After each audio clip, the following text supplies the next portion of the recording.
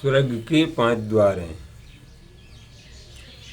क्षमा, दया, सत्य भाषण, विचार, विवेक, सत्संग। इसी प्रकार से नरक की भी 5 सीढ़ी हैं।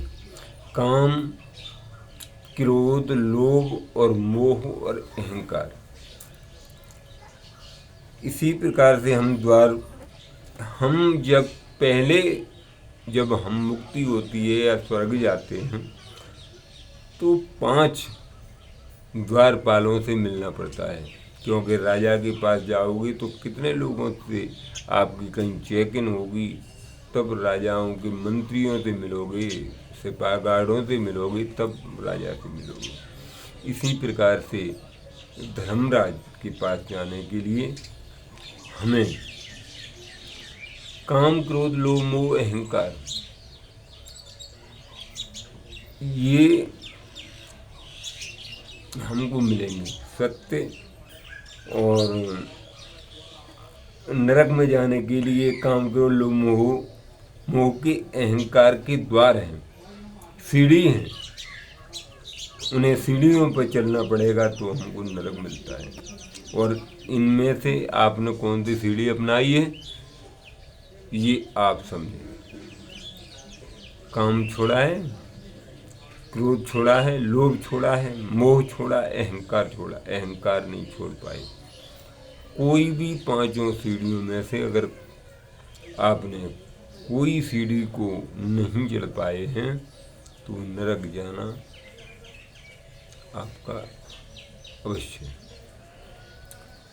और स्वर्ग जाने के लिए आपने क्षमा, दया, सत्य भाषण, विचार, विवेक, सत्संग, अगर इन सीढ़ियों में से आप एक भी सीढ़ी पर चढ़ जाओगे तो मुक्ति अवश्य होगी।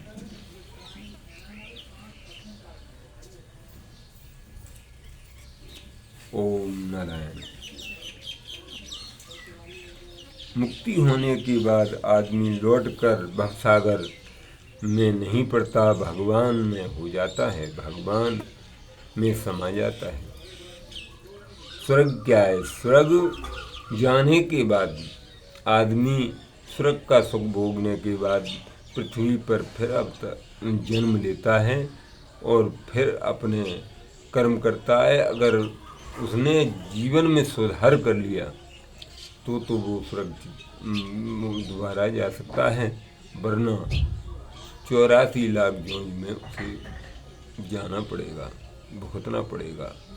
एक भक्तों और एक बार के मरने पर 100 बिच्छू के काटने का दर्द होता है। जब प्राण आदमी का निकलता है तो 100 बिच्छू के काटने का दर्द होता है जब प्राण निकलते समय शरीर से, क्योंकि ये प्राण शरीर से जाना नहीं चाहता।